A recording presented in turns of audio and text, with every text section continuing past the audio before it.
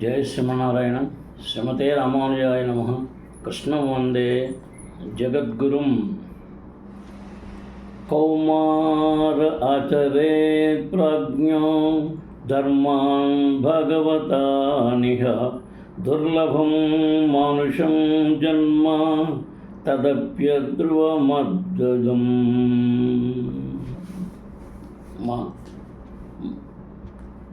కృష్ణం వందే జగద్గురుం.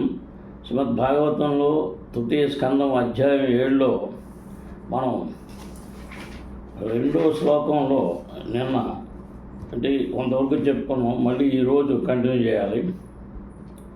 మాయల మారి లేదా ఇంద్రజాలకుడు తన కర్మలచే కళలచే పెక్కు అద్భుతులను ప్రదర్శించును. తన మాయాజాలంచే అతడు ఆవుగా మారవచ్చును, అయినను అతడు ఆ గోవు కాబోడు. కానీ అదే సమయమున ఇంద్రజాలకునిచే ప్రదర్శితమైన ఆవు అతనికి అభిన్నమై ఉండును. అదే విధముగా భగవాను నుండి ఉత్పన్నమైన కారణమున భౌతిక శక్తి ఆ దేవదేవునికి అభిన్నమై ఉన్నది. కానీ అదే సమయమున ఆ శక్తి వ్యక్తీకరణము దేవదేవుడు కాబోదు. అనగా శ్రీకృష్ణ భగవాను దివ్యజ్ఞానము మరియు శక్తి సర్వదా ఏకరీతిగా నిలిచి ఉండును. భౌతిక జగమునందు ప్రదర్శితమైనప్పుడును అవి మార్పురహితముగా నుండును. భగవద్గీత యందు తెలుపునట్లుగా భగవానుడు తన ఆంతరంగిక శక్తి ద్వారా ధరిత్రిపై అవతరించును.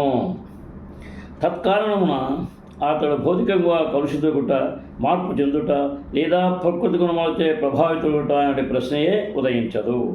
తన ఆంతరంగిక శక్తి ద్వారా అతడు సగుణుడై ఉన్నాడు. కానీ భౌతిక శక్తి సంపర్కమున లేనందున అదే సమయమున అతడు నిర్గుణుడు కూడా అయ్యున్నాడు. బందీ గృహమునందలి నిబంధనలు రాజు చట్టముచే దండింపబడిన బందీలకే చెందినట్టువి. అట్టి నిబంధనలచే రాజు ఎన్నడూను ప్రభావితుడు కాపోడు.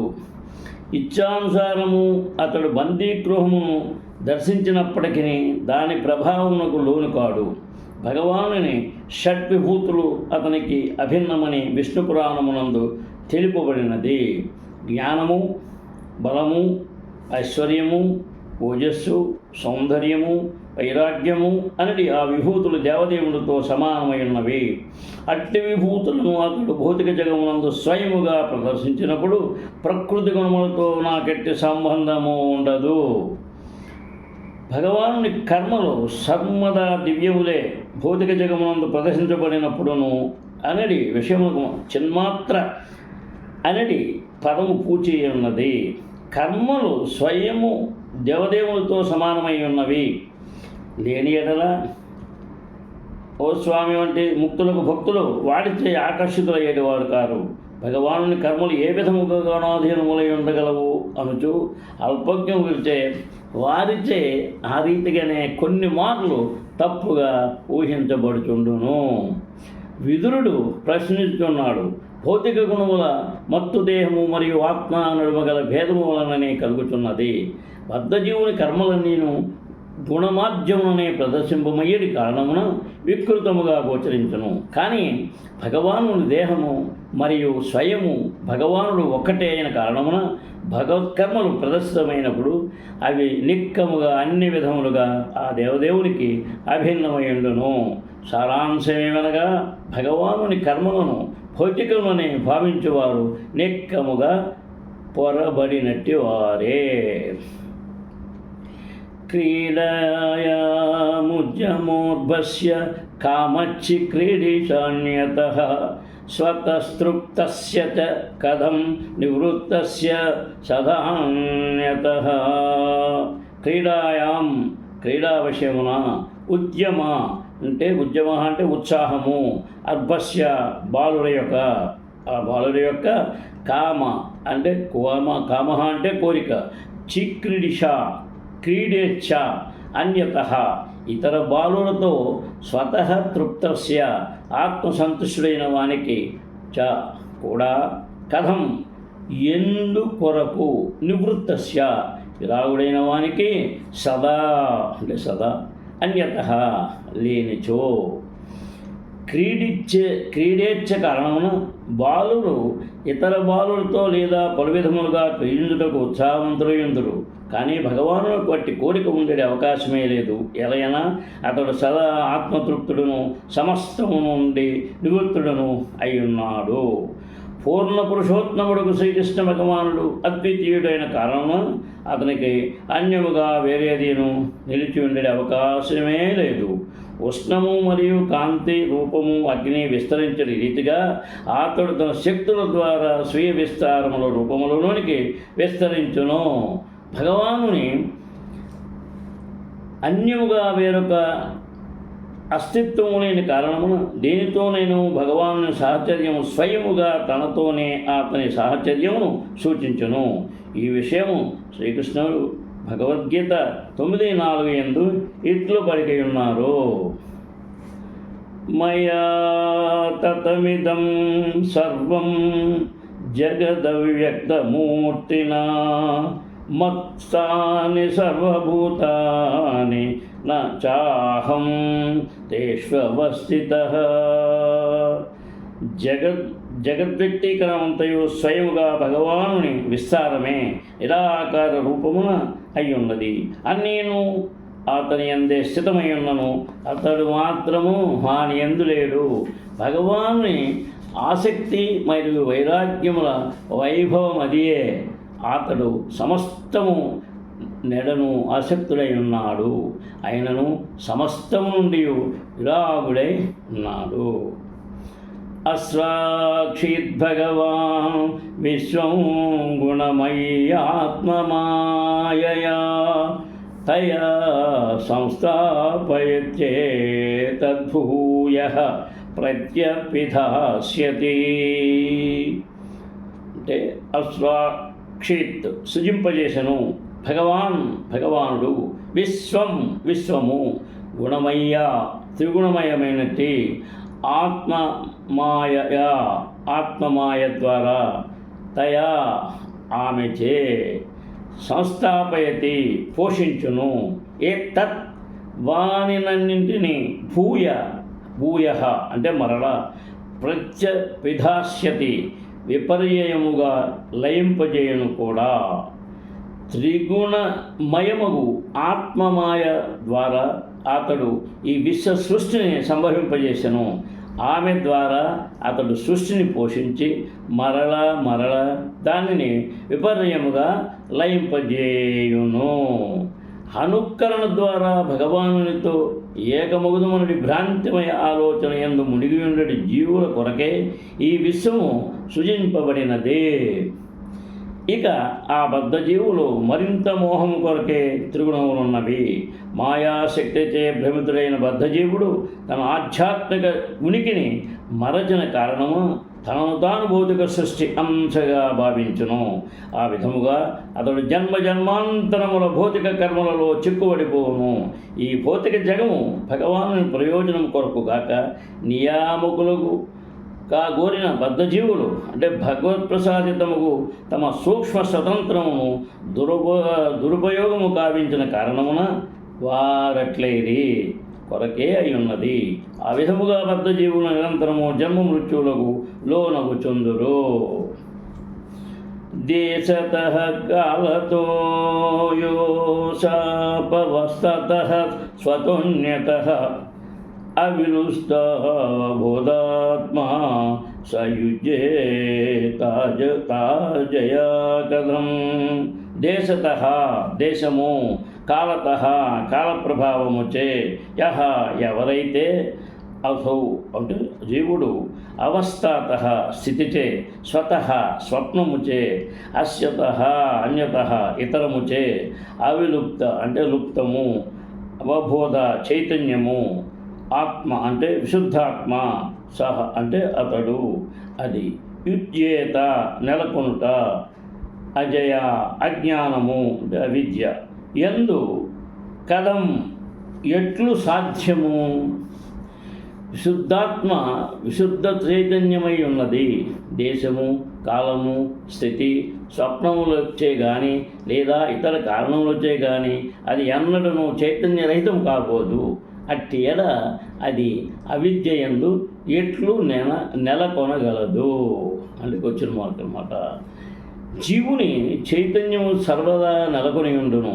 పైన పేర్కొనబడినటువంటి ఏ పరిస్థితి ఎందును అది మార్పును అందబోదు. ఒక వ్యక్తి ఒక ప్రదేశం నుండి వేరొక ప్రదేశంలో వెళ్ళినప్పుడు తాను తన స్థితిని మార్చినట్లుగా అతడు ఎరుగగలుగును. భూత భవిష్యత్ వర్తమానములన్నింటి ఎందును అతడు విద్యుత్ శక్తి వలె నిలిచి ఉండును. జరిగిన సంఘటనలను అతడు జ్ఞప్తికి తెచ్చుకొనగలడు. అలాగుననే పూర్వానుభవంపై తన భవిష్యత్తును గూర్చి ఉజ్జాయింపు వేసుకొనగలడు. వికార పరిస్థితుల యందు నెలకొన్నప్పటికీ అతడు తన వ్యక్తిత్వం మర్చిపోడు.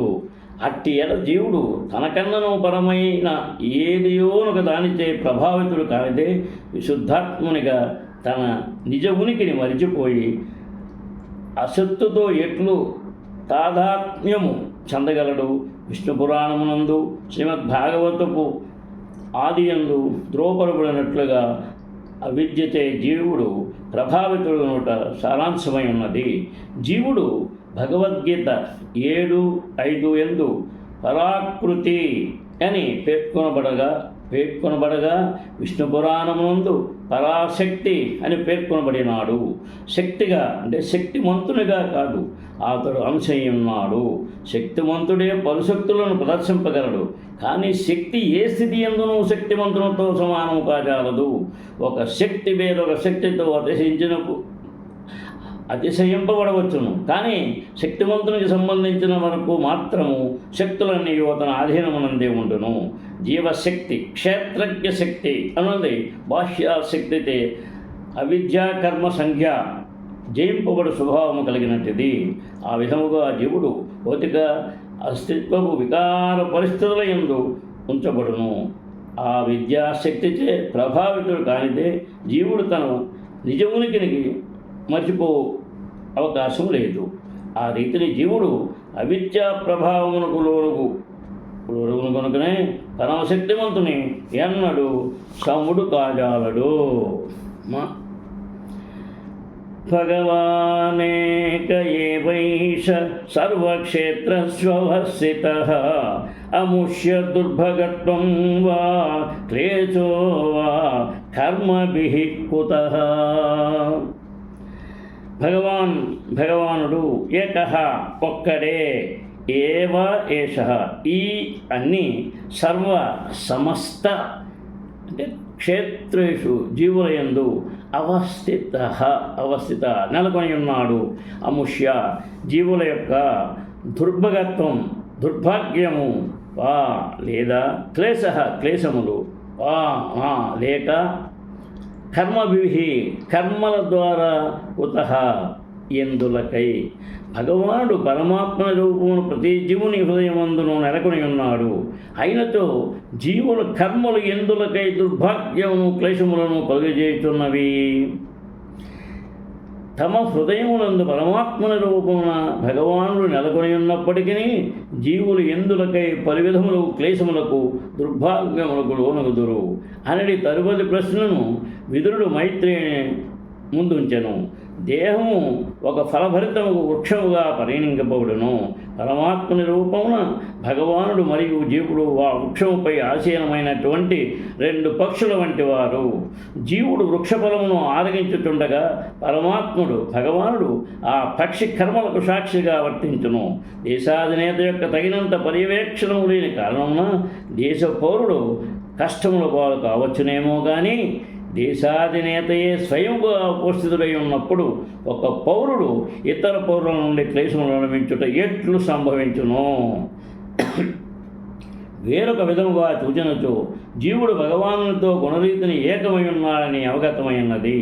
ఆ విధముగా విశుద్ధ జీవన స్థితిలో ముఖ్యముగా దేవదేవుని సాన్నిధ్యమున అతని జ్ఞానము అవిద్యతే కప్పబడే అవకాశమే లేదు.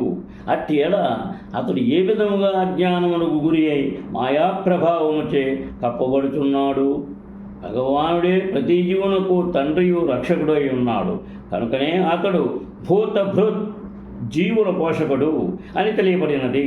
అయినతో ఎందులకై జీవుడు పలు క్లేశములకు దుర్భాగ్యములకు గురి అగుతున్నాడు? ఆ విధముగా జరగరాదు. కానీ ఆ రీతిని సర్వత్రా జరుగుతున్నట్లు వాస్తవముగా మనము గాంచుచుందము. కనుకనే పరిష్కారార్థము ఈ ప్రశ్న విదురునిచే అడుగబడినది. ఏతస్మిన్ మే మనో విద్వాన్ ఖిజ్యతే జ్ఞాన సంకటే తన్నః పరానుధ విభో కస్మలం మనసం మహత్. ఏతస్మిన్ దీనియందు మే నా యొక్క మనస్సు విద్వాన్ ఓ విద్వాంసుడా భిద్యతే కలతను కలిగించుతున్నది. అజ్ఞాన అంటే విద్య, సంకటే అంటే సంకటమున తత్ కనుక దహ నా యొక్క పరానుద తొలగించుము. విభో ఓ ఘనుడా కస్మలం మోహము మానసం మనస్సుకు సంబంధించినట్టిది. మహత్ గొప్పదగు. ఓ పరమ విద్వాంసుడా ఈ అవిద్యా సంకటముచే నా మనస్సు మిగుల మోహితమైనది కనుక దానిని తొలగించమని నేను అర్థించుచున్నాను. విదురునిచే ఇచ్చట ప్రదర్శితమైనట్టు ఆ మానసిక సంభ్రమము కొందరు జీవులకే కలుగును కానీ అందరికీ కాదు. ఎలైనా ఇక ప్రతి ఒక్కరూ మోహితులైనచో ఉన్నతులచే పరిష్కారమునకు అవకాశమే ఉండబోదు. శ్రీ శుక ఉవాచ స ఇత్థం చోదితః క్షత్రా తత్ర జిజ్ఞాసునా మునిః ప్రత్యాహ భగవచ్చిత్తః స్వయం నివగతస్మయః. శ్రీ శుక ఉవాచ సుఖదేవ గోస్వామి పలికెను. సహా అతడు అంటే మైత్రేయముని ఇత్తం ఆ రీతిని చోదితుడై క్షత్ర విదురునిచే తత్వ జిజ్ఞాసున పరతత్వము నెరుగుటకై విచారణ కావించుడయందు కుతూహలుడైనవాడు ముని ప్రత్యుత్తరమిచ్చను. భగవచ్చిత్తుడు స్మయన్ ఆశ్చర్యపోయి ఇవ వలె గతస్మయ సంకోచము లేకుండా గోస్వామి పలికెను. ఓ రాజా ఆ విధముగా జిజ్ఞాసుకు విదురునిచే ప్రశ్నింపబడిన మైత్రేయముని తొలుత ఆశ్చర్యచకితుడైనట్లుగా గోచరించెను. కానీ పూర్ణముగా భగవచ్చిత్తుడైన కారణమా అతడు ఎటువంటి సంకోచము లేకుండా విదురునికి సమాధానమొసగెను. మైత్రేయముని భగవచ్చైతన్య పూర్ణుడైనందున విదురుడు అడిగినటువంటి పరస్పర విరుద్ధముకు ప్రశ్నలచే ఆశ్చర్యచకితుడకు ఎట్టి కారణము లేదు. కనుకనే భక్తునిగా బాహ్యమునకు ఆశ్చర్యమును ప్రకటించినప్పటికీ ఆ ప్రశ్నకు ఏ విధంగా సమాధానం మోసగలనో తనకు తెలియనట్లుగా వెంటనే స్థిరచిత్తుడై విదురునికి సమాధానం మోసగను. యస్మిన్ విజ్ఞాతే సర్వమేవం విజ్ఞాతం భవతి. భగవద్భక్తుడైన వాడు భగవానుని గూర్చి కొద్దిగానైనా ఎరిగి ఉండను. ఇక భగవానులకు ఉనర్చబడి భక్తియుత సేవ భగవత్కరుణచే అతడు సమస్తము నెరుగునట్లుగా చేయను.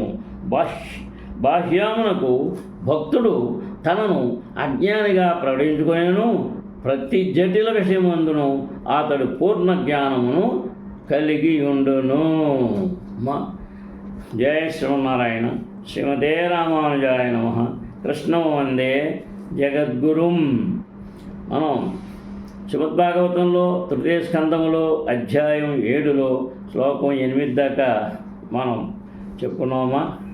చేత ఆ స్వామివారి పరిపూర్ణ కటాక్షంతో అందరూ కూడా ఆయురారోగ్యేశ్వర్యాలతో ఉండాలి. కృష్ణ పరమాత్మ యొక్క పరిపూర్ణ కటాక్షం తప్పకుండా. ఎందుకంటే మనం కాసేపు అన్నీ మర్చిపోయి దృష్టి దాని మీద ఉంచుకుని మనం చదువుకున్నా సాధన చేస్తున్నా ఎవరైనా చెప్తున్నా పుణ్యాధికులైనా పెద్దవాళ్ళు ఎవరన్నా చెప్పినా ఆ కాసేపు ఆ శ్రవణానికి ఆనందాన్ని కలిగించేటట్టుగా ఉంటే తప్పకుండా దాని ఫలితం ఉంటుంది. శ్రీకాంతాయ కళ్యాణ నిధయే నిదార్థినాం శ్రీ వెంకట నివాసాయ శ్రీనివాసాయ మంగళం. జై శ్రీమన్నారాయణ. శ్రీమతే రామానుజాయ నమః. కృష్ణం వందే జగద్గురుం. సర్వే జనా సుఖినో భవంతు. జై శ్రీకృష్ణ.